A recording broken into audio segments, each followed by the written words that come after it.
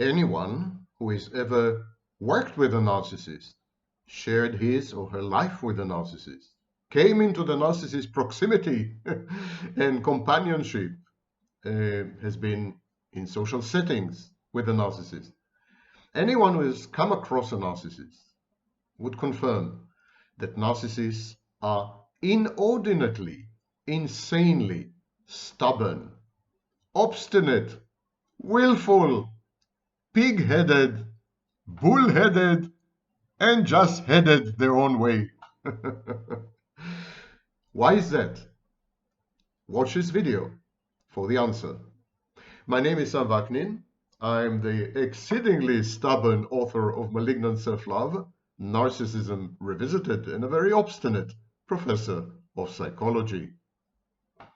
Why is a narcissist so stubborn?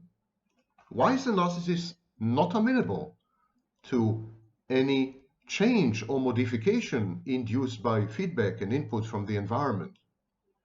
Why is the narcissist so rigid? Well, to start with, one of the distinguishing clinical features of personality disorders is rigidity. Personality disorders limit the degrees of freedom and the space, the operational space, functional, executive space, open to people who suffer these conditions. So personality disorders, by definition, cause the narcissist to ignore most options, to discard most alternatives, and to regard with panic, anxiety, and dread transformation and change. Even when stubbornness is self-defeating, even when obstinacy is self-destructive, the narcissist will insist and persist to the bitter end. There are several psychological reasons for that. Number one, the narcissist absolutely has to be right. He has to have the last word. Comeuppance. So I suggest that you watch a video titled Oneupmanship, why the narcissist must win, must be right, and the psychopath too.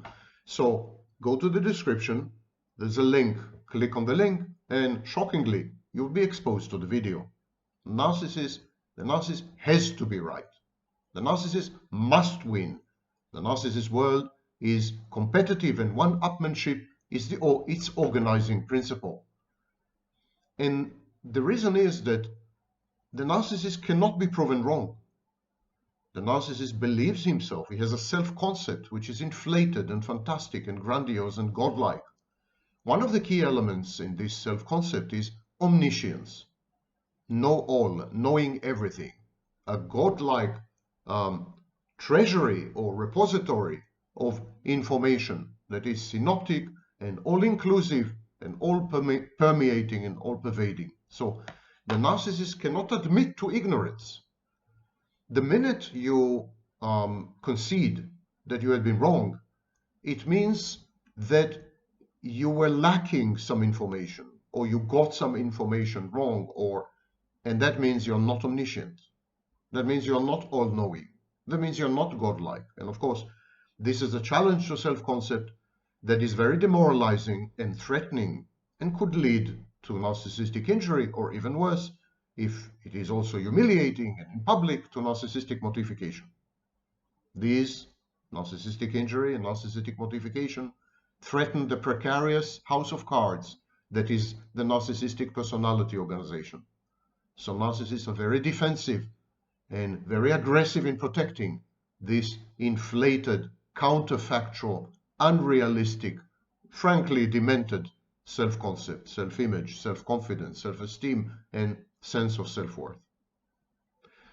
Number two, change usually comes about via interacting with other people. When you talk to other people, they present a different point of view, they contribute information that you were not aware of, and by doing so, they induce change in your thinking.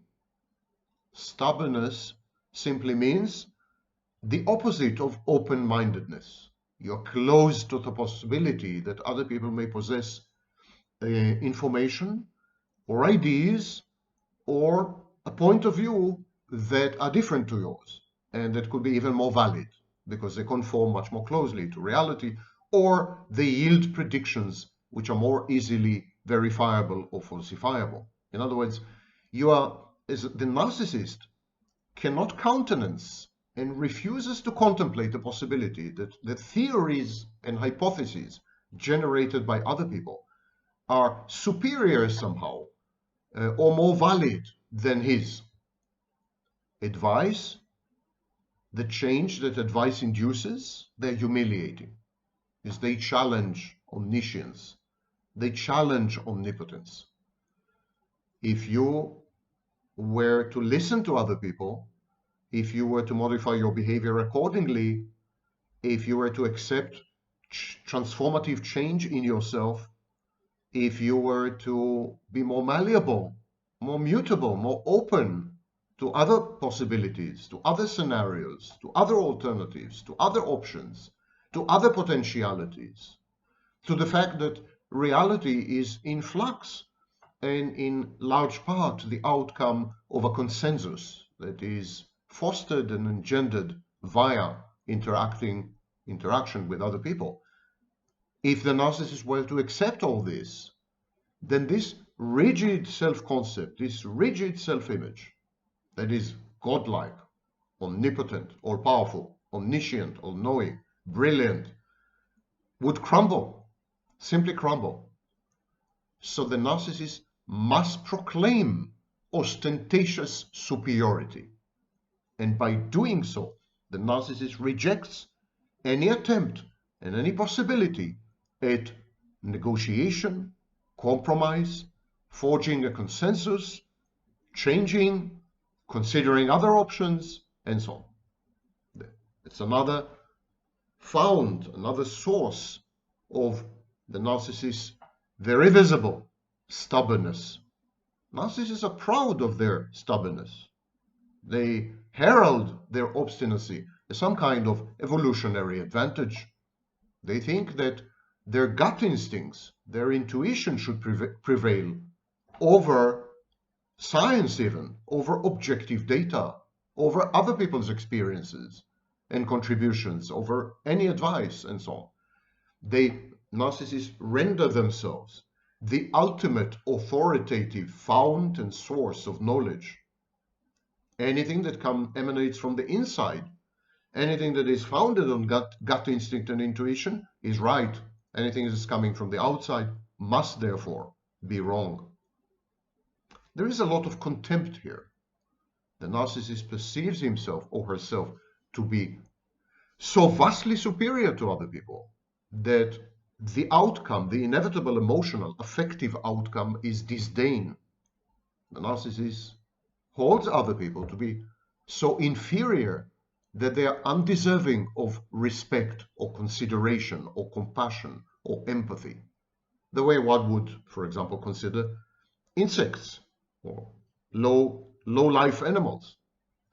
Other life forms do not deserve the narcissist's attention, concessions, modifications, behavioral change. They don't deserve any of this because the narcissist is on another plane. The narcissist is godlike, a divinity. So this is another source of stubbornness, the contemptuous attitude towards other people. And it comes with defiance, an element of reactance. The narcissist defies other people, especially the authorities. This is known as contumaciousness. This in-your-face, my way or the highway, psychopathic, antisocial element in narcissism is a major building block and cornerstone of the narcissist's strong-headed, pig-headed, bull-headed, and other-headed types of obstinacy and stubbornness, this willfulness that just won't go away. This renders the narcissist punitive, and very often in circumstances where the narcissist cannot be overt, passive-aggressive. So narcissists are punitive and passive-aggressive, They sabotage things, they undermine, they challenge, they mock, they ridicule. With sarcasm, they take down people, values, beliefs, and so on, and they punish people. This again renders narcissists very rigid and unable to consider other people's point of view, some other angle, some other aspect of the situation. And finally, the narcissist's stubbornness renders you invisible. When the narcissist says, I know best, there's nothing you can contribute to me. I do not need your advice or point of view. Your experiences or your experiential contributions are far inferior to mine because my intellect, for example, is superior. When the narcissist is saying all these things to you, which are the outward which is the outward messaging and the outward signaling of obstinacy, the narcissist is actually rendering you invisible. The narcissist says, I don't see you, or I see through you. You're transparent to me. Your words are meaningless. Your attempts to meddle and interfere, I reject them. I know best.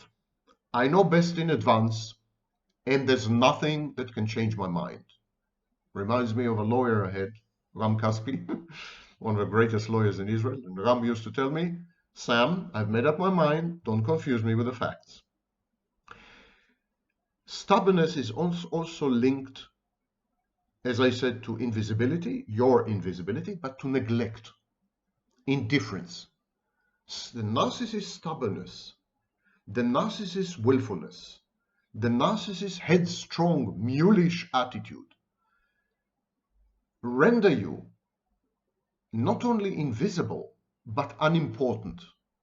This contrariness, being contrary, is a message, and the message is, I couldn't care less about you.